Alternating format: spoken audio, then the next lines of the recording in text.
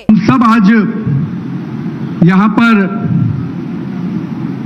शक्ति केंद्र के इस संयोजकों के सम्मेलन में उपस्थित हुए हैं और जिस प्रकार की ऊर्जा मैं बाएं से दाएं और सामने देख रहा हूं,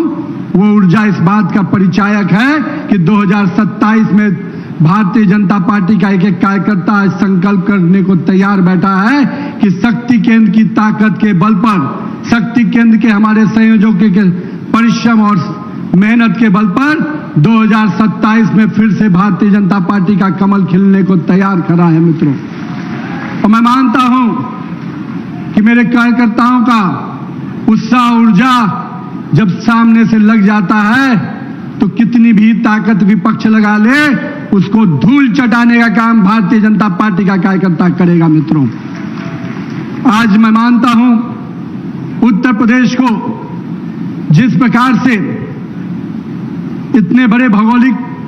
राज्य को, जहां पर हम कह सकते हैं कि भारत की आत्मा बसती है, उस उत्तर प्रदेश में जहां पर प्रभु श्री राम का जन्म हुआ हो,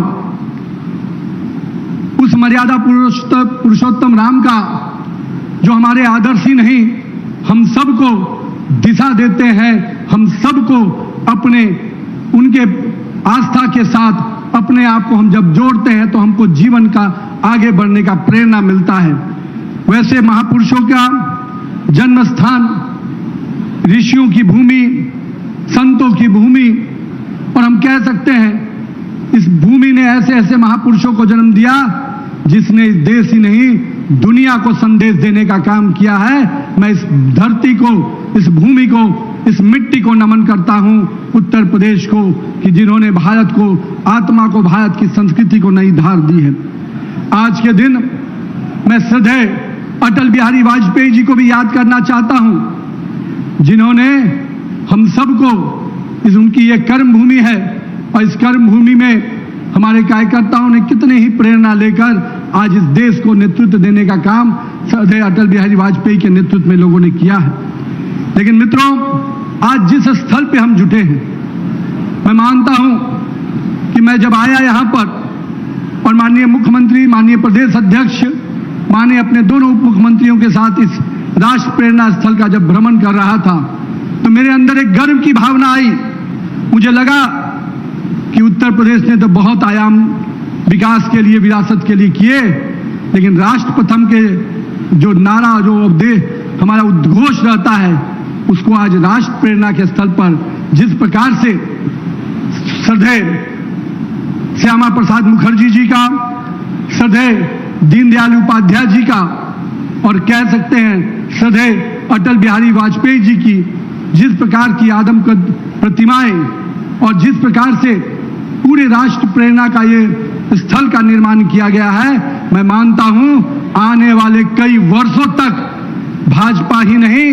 आने वाली युवा पीढ़ी को ये राष्ट्र प्रेरणा स्थल प्रेरणा देगा कि भारतीय जनता पार्टी का नेतृत्व किस प्रकार से विकास और विरासत को साथ लेकर काम करता है। मैं मानता हूं कि इस प्रेरणा स्थल से हमारे कार्यकर्ता आज जहां पर शक्ति केंद्र के जुटे हैं, निश्चित रूप से उनको नई ऊर्जा मिलेगी। हमारे प्रधानमंत्री आदरणीय नरेंद्र मोदी जी ने इस प्रेरणा स्थल का उद्घाटन किया है। मुझे जानकारी मिल रही थी, अभी मुझे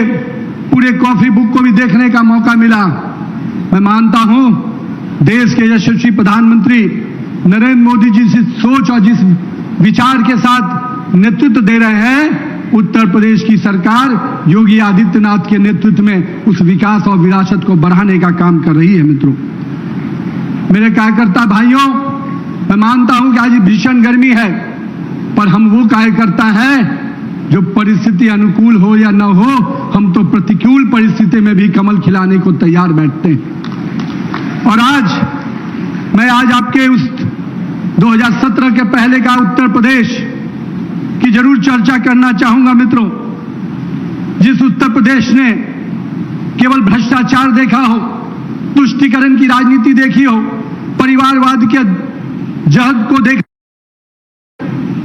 को देखा हो, और कह सकते हैं अभी बहुत अच्छा हमारे प्रदेश अध्यक्ष कर रहे थे। मैं तो कहता था कि उत्तर प्रदेश में छत्रपों का राज रहता था, हर क्षेत्र का एक छत्रप होता था, वही सत्ता चलाता था।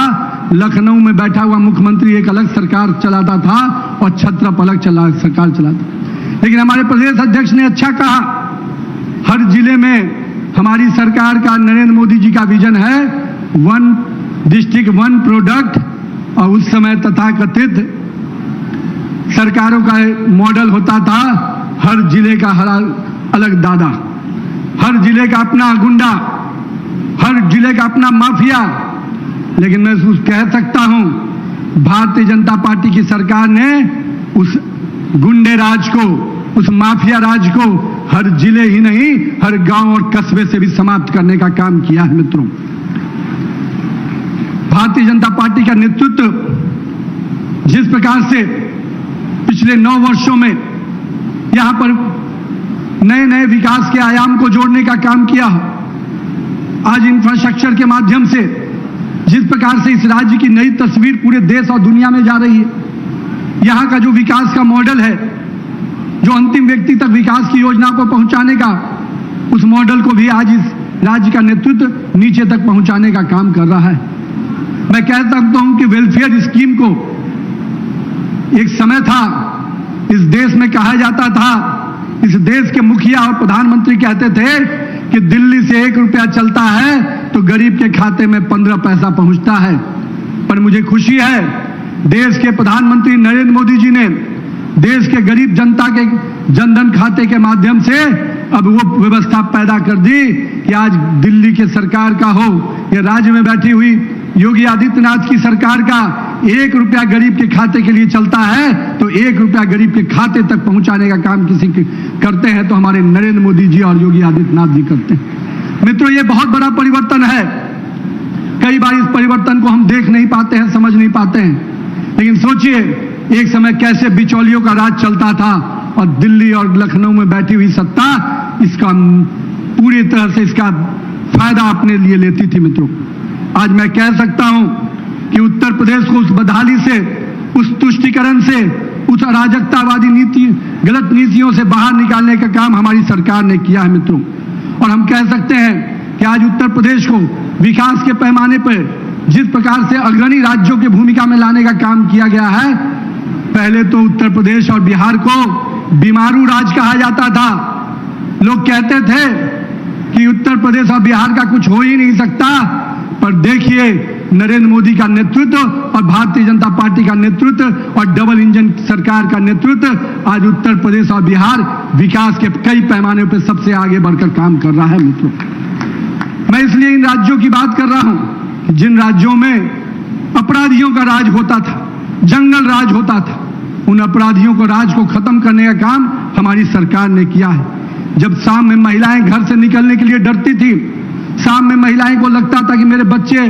मेरे घर के पति, मेरा बेटा अगर बाहर गया है तो वह सुरक्षित वापस लौटेगा कि नहीं लौटेगा, ये संशय की स्थिति में महिलाएं रहती थी। लेकिन आज महिलाएं गर्व से कहती हैं कि हम योगी आदित्यनाथ के राज में रहते हैं, हम माननीय नरेंद्र मोदी के राज में रहते हैं, हमारे लिए कोई डर नहीं, कोई भय नहीं है। मित्रों, मैं इसलिए आज इस बात की चर्चा कर रहा हूं। मित्रों, देश में आज प्रधानमंत्री जी युवा, महिला, गरीब, किसान की बात करते हैं। देश की आधी आबादी को भी किसी ने सम्मान दिलाया, 12 करोड़ शौचालय बने, लखपति दीदी योजना के माध्यम से महिलाओं को आत्मनिर्भर बनाने का काम उन्होंने किया।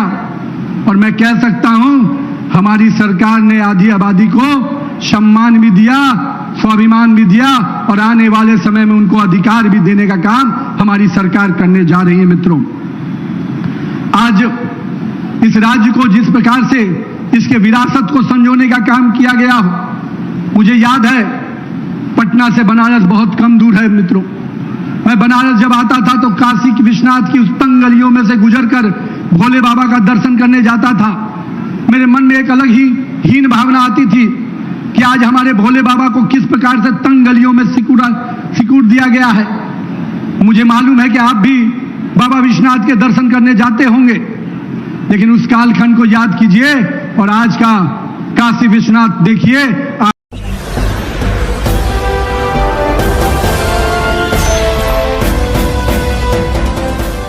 देख रहे हैं लाइव न्यूज 99, राष्ट्र सबसे पहले।